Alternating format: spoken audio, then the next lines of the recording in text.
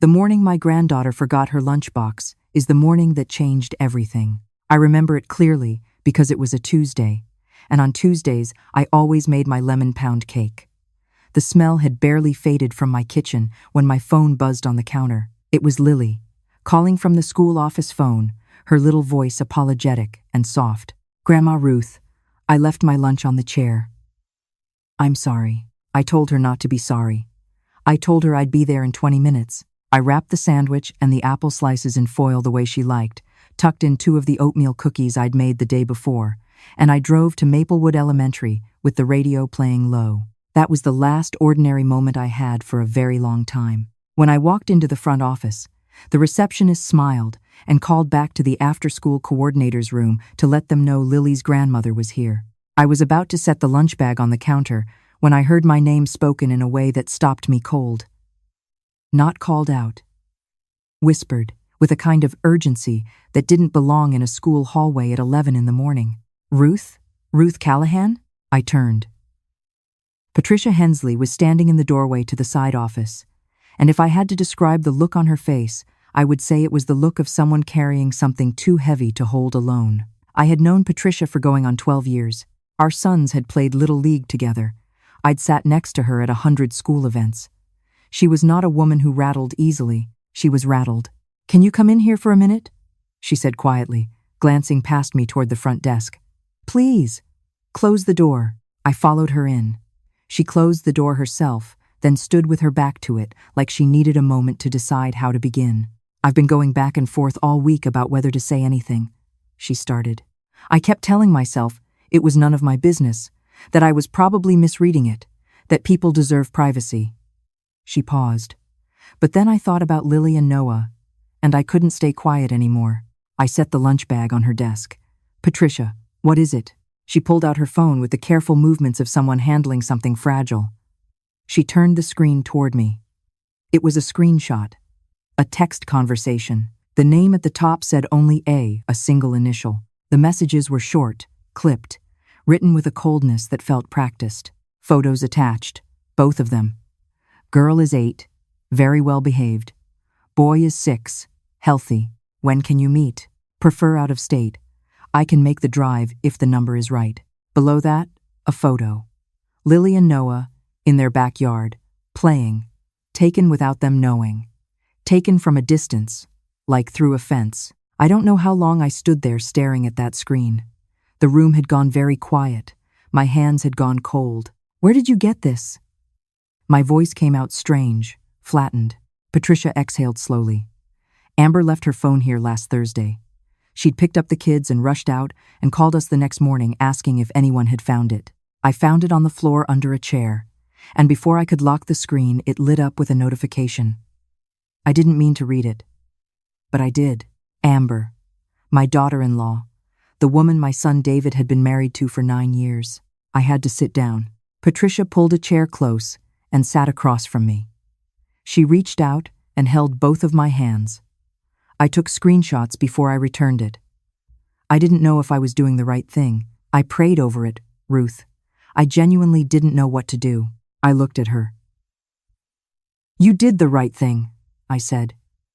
"You did the only thing." My son David was in Denver.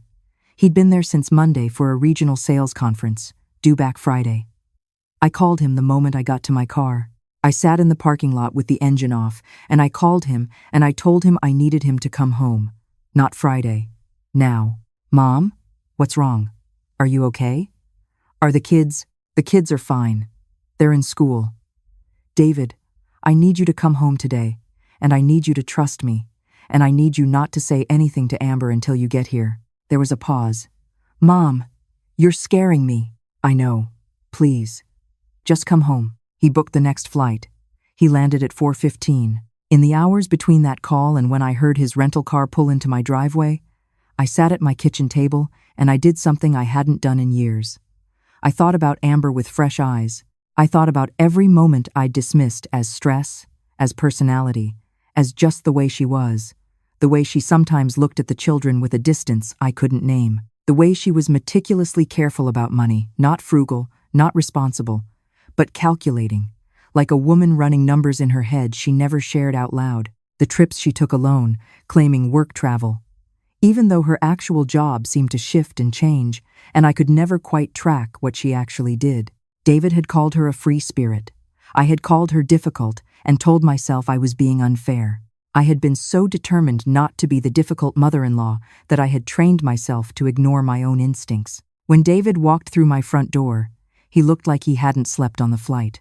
He sat at my table, and I put Patricia's screenshots in front of him one by one, and I watched my son's face go through every stage of something devastating in the span of about 4 minutes. Disbelief, confusion, a flash of anger directed nowhere in particular, and then, very quietly, grief. "Those are our kids," he said, pointing to the photo. "That's our backyard." "Yes." He put his face in his hands. He sat like that for a long moment.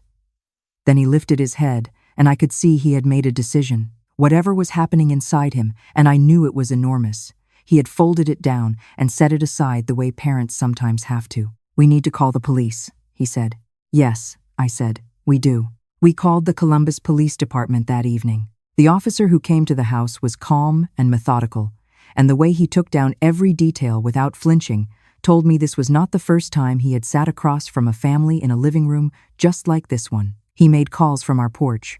Within 2 hours, we were being transferred to the FBI field office. The agent assigned to us was a woman named Special Agent Torres.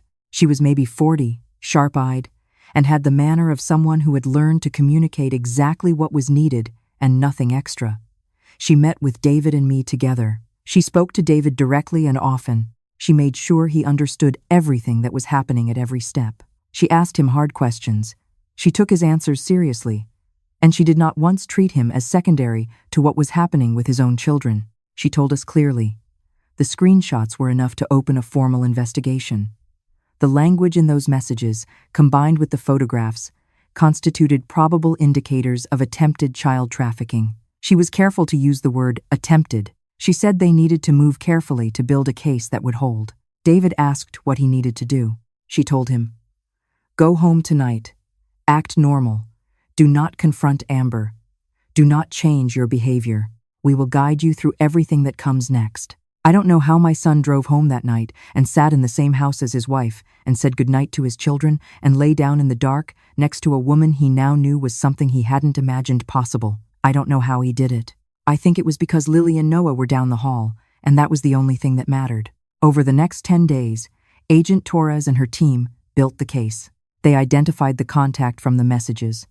A man with a history of trafficking arrests in 2 states who had somehow avoided serious charges until now. They traced the communication thread further back than Patricia's screenshots. There were months of conversations. There were discussions of timelines. There were dollar amounts. I will not write those dollar amounts here. Some things a grandmother does not need to carry in her memory any longer than necessary. David was extraordinary throughout all of it. I watched my son become someone I admired in a way I hadn't expected. He cooperated with every request from Agent Torres. He went to work. He came home. He read bedtime stories. He checked homework. He took Lily to her Saturday soccer game and stood on the sideline clapping and calling her name when she got near the goal. He was a wall standing between his children and the truth, and he held that wall up without breaking, even though I could see, when we spoke on the phone each night after the children were asleep, that it was costing him everything he had. On the 11th day, Agent Torres called with a plan. They were going to arrange a controlled meeting. Amber had been communicating with the contact about a handoff location. The FBI would intercept it. They needed Amber to believe everything was still on track. They asked David if the children could stay with me that night. He called Amber and told her his mother had been asking to spend more time with the grandkids, and would it be all right if they stayed over at my place on Thursday? Amber said of course. She even sounded warm about it. She said something about how that was sweet. Lily and Noah came to my house Thursday afternoon with their overnight bags and their stuffed animals and their easy, uncomplicated happiness. Lily wanted to help me make dinner. Noah wanted to watch a nature documentary about sea turtles.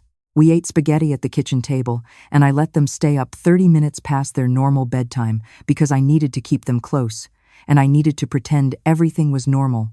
And honestly, sitting in that warm kitchen with my grandchildren was the only thing that was holding me together. I got the call from David at 10:47 that night. It was done. Amber had driven to the meeting location, a rest stop off the highway, 20 miles outside the city. She had arrived on schedule. The contact had been detained separately. Amber was arrested in the parking lot with a bag in her car that contained documentation of the arrangement, printed itineraries, and a sum of cash. Agent Torres told David later that when Amber realized what was happening, she did not cry. She asked immediately for a lawyer. That detail stayed with me for a long time afterward. The children stayed with me for the following 2 weeks while David dealt with the lawyers and the investigators and all the machinery of the legal process that was now in motion. He came for dinner every night. He was there every morning.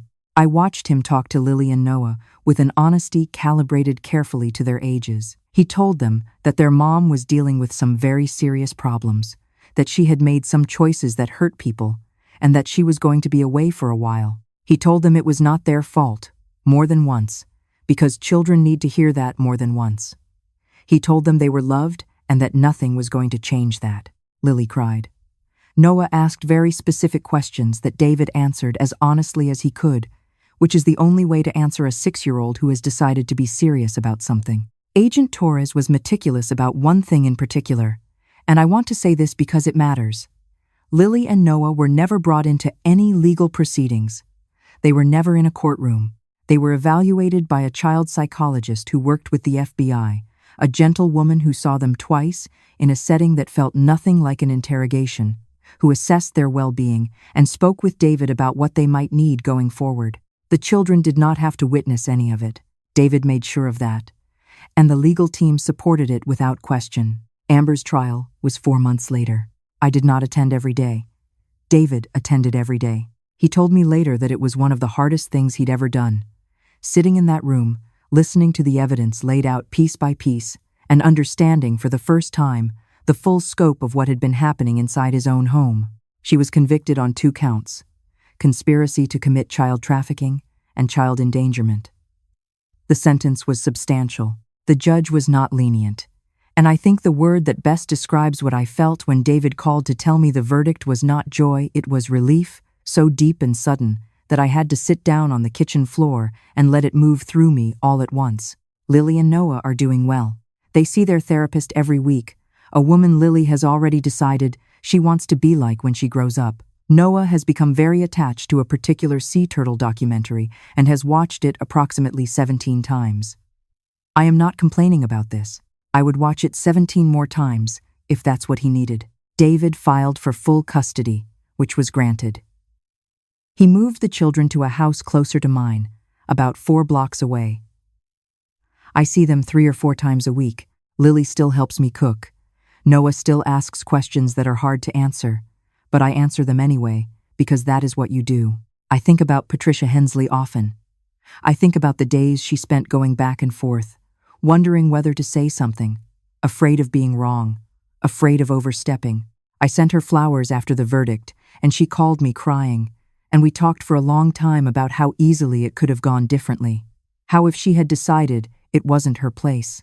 How if she had handed that phone back without looking at the screen twice? I think about those possibilities, and then I deliberately stop thinking about them, because what actually happened is what I need to hold on to. My granddaughter's forgotten lunchbox. That is where it began.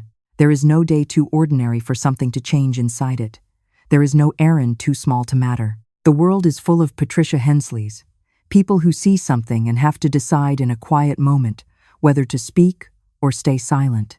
I hope, if you are ever that person, you remember that staying silent has a weight too, and that speaking up, even when it is frightening, even when you are not sure, even when you risk being wrong, that is a kind of courage that costs something real. I am 64 years old.